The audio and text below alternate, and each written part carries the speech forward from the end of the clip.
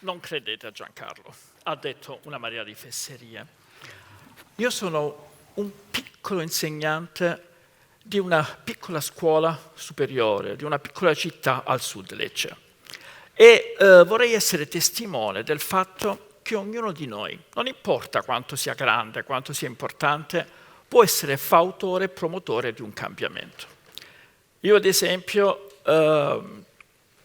pochi mesi fa, come avete sentito, anche se mi hanno assegnato un premio altisonante, prestigioso come il Global Teacher Award e mi hanno nominato docente dell'anno del 2020, so per certo di non essere una persona speciale. So per certo che qualsiasi insegnante potrebbe meritare questi premi se solo iniziasse ad avere un po', come dire, il coraggio di pensare e agire fuori dalla scatola.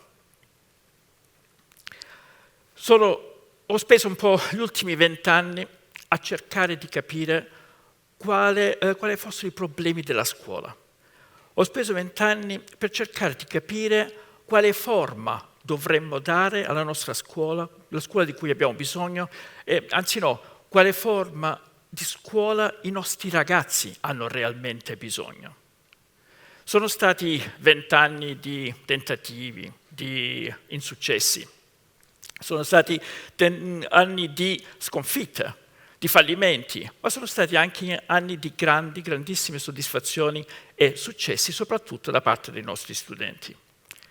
Dopo 20 anni credo di aver capito. Credo di aver capito e insieme ai miei colleghi 2 mesi fa abbiamo iniziato a sperimentare una nuova forma di scuola.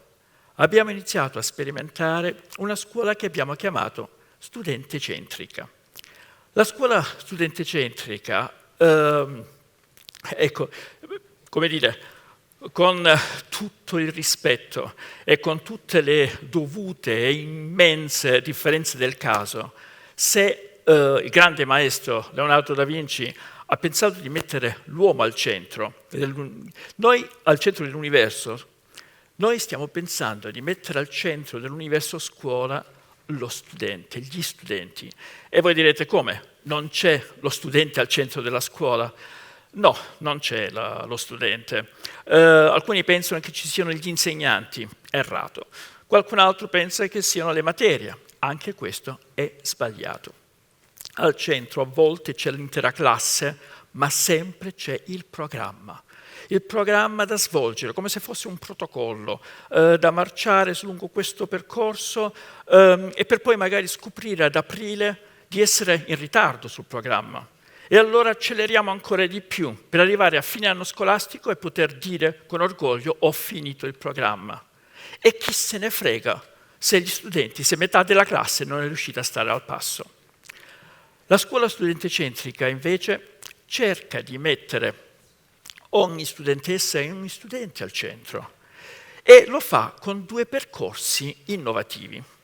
Il primo percorso vede noi docenti impegnati a far salire di gradino gli studenti nella scala DAIE, anche il nome è simpatico. Si tratta praticamente di vedere gli alunni e farli passare da demotivati, perché in ogni classe ci sono gli alunni demotivati, allo stato di attenti. Quelli che sono nello stato di attenti allo stato di interessati. E i più bravi, quelli bravi che sono già nello stato di interessati, fargli fare un ulteriore passo in avanti in uno stato che ancora non esiste, che è quello degli esperti, magari con dei programmi di eccellenza. E qui qualcuno direbbe, e i voti? Allora, questo sistema non sostituisce i voti, si aggiunge ai voti e io sono certo al 100% che se noi insegnanti ci concentriamo su questo sistema, i voti aumenteranno da sé. Ogni gradino passato, ogni passaggio da uno stato all'altro è un successo, una conquista. Il secondo percorso è quello di vedere la scuola in 3 forme nuove. Un atelier di stimoli, un osservatorio di interessi e una palestra di crescita personale. Mi spiego meglio. La scuola, a partire dalla prima media fino al quinto superiore, potrebbe ospitare in classe una serie di professionisti, di esperti, di operatori nel mondo, anzi di tanti mondi. dare la possibilità ai nostri ragazzi di incontrare chi opera nella moda, nello sport, nella tecnologia, nell'ecosostenibilità. E poi il secondo passaggio, stare attenti a vedere quando i nostri alunni si accendono gli occhi. Se a Marta gli si accendono gli occhi a sentir parlare una giornalista, forse abbiamo scoperto un interesse. Se a Giovanni gli si accendono gli occhi quando vede una stampante 3D, forse abbiamo scoperto un interesse. Terza fase, come una palestra, fornire agli studenti strumenti e coach per farli crescere in quel particolare campo di interesse.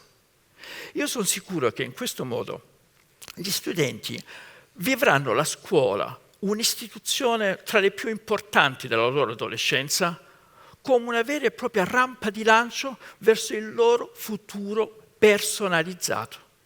E permettetemi di dirlo, un futuro che io immagino in cui saranno più felici. Noi, a dire la verità, in questi ultimi 20 anni una forma grezza e artigianale di scuola studentescentrica l'abbiamo anche applicata, attraverso l'educazione all'imprenditorialità. Abbiamo incentivato, no, troppo gentile, abbiamo costretto i nostri alunni dai 14 anni a inventarsi una microidea imprenditoriale, vengono chiamate start-up oggi, e li aiutiamo a far sì che queste idee vadano realmente sul mercato. Non stiamo parlando di simulazioni, parliamo di piccole, vere imprese. In questi anni ne abbiamo realizzato con i nostri studenti una 50 sino ad ora. Tantissime sono miseramente fallite e alcune sono sopravvissute per qualche anno, altre ancora sono diventate delle vere e proprie aziende. Poi ce ne sono nuovissime che stanno partendo in questi giorni e non sappiamo ancora che fine faranno praticamente in questa. Però fatemi raccontare qualche storia in modo che vi sia un po' più chiaro. Lui è Alberto Paglialunga, oggi ha un po' più di 30 anni e ha creato un'azienda di e-commerce dove vende arredo bagno, dove vende climatizzatori, dove vende degli arredi. Non mi meraviglierei che tra di voi ci fosse qualche suo cliente. Ha creato questo e-commerce 9 anni fa, si chiama Deghi, e a 9 anni di distanza oggi l'azienda fattura 50 milioni di euro all'anno, 170 dipendenti sotto i 35 anni, 200.000 clienti, non c'è scritto sulla slide, ma dà lavoro a queste persone nel Salento. Non stiamo parlando praticamente del nord-est, non stiamo parlando di Milano, stiamo parlando delle porte di Lecce. Questo ragazzo ha iniziato dal garage di casa sua, non nella Silicon Valley, a Novoli. E lì vedete scritto anche che ci sono 3 premi. In realtà è lo stesso premio, vinto per 3 anni, dove viene premiato come miglior e-commerce in Italia per il settore arredo. E già questa è una gran bella notizia. Ma la vera notizia è che Alberto ha vinto per 3 anni, ma al secondo posto è arrivato il colosso Ikea. Isabella, Giovanna, Benedetta, Francesco e Samuele hanno creato una nuova startup. La chiamano Ecoisti, gli Ecoisti. Queste qui in pratica stanno studiando metodi nuovi per educare gli adulti a rispettare l'ambiente, a rispettare i beni comuni. Ad oggi hanno ricevuto 3.000 euro da sponsor e il progetto non è ancora partito. Hanno semplicemente creduto nelle loro idee. Stanno lavorando al lancio dell'aggettivo egoista. Se fra qualche mese, qualche anno vi capiterà di leggere da qualche parte un'azienda egoista, l'azienda egoista dell'anno, sappiate che quell'aggettivo è stato creato da alcuni alunni di una scuola superiore. E stanno lavorando a creare 12 premi, non a riceverli, a crearli. Vogliono premiare, ad esempio, l'azienda egoista dell'anno, il personaggio egoista dell'anno, la scuola egoista dell'anno, il sindaco egoista dell'anno. Poi ci sono in pratica questa intera classe di quarto superiore, di un quarto quadriennale, che sta lavorando praticamente a creare un sito dedicato a raccontare le storie di artigianato di altissima qualità del territorio. È una startup nascente, proprio in questi giorni. hanno considerato 18 categorie diverse di artigiani e hanno scovato 44 diversi artigiani e i ragazzi adesso li stanno intervistando, stanno andando presso le botteghe per conoscere le loro storie, per raccontarle e, perché no, per poter vendere praticamente i loro prodotti sulla rete. Questa classe invece nel 2016 avevano 14 anni, hanno creato un movimento contro il bullismo. Per la prima volta, e credo oggi ancora unica esperienza, di ragazzi che hanno creato un movimento di lotta al bullismo e al cyberbullismo. Perché prima volta? Perché è la prima volta che succede che lo fanno ragazzi. Perché sino ad oggi la lotta al bullismo, e sono 20 anni che ne parliamo, la facciamo noi adulti. L'ha fatto il Ministero, la Polizia, i dirigenti, i docenti, psicologi. Però se stiamo ancora qui a parlarne, probabilmente abbiamo fallito.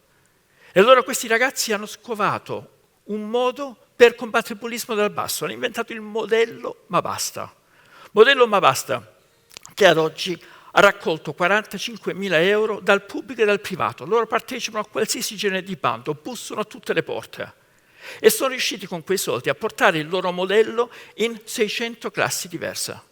600 classi diverse che hanno applicato il modello, che hanno sperimentato la validità del modello.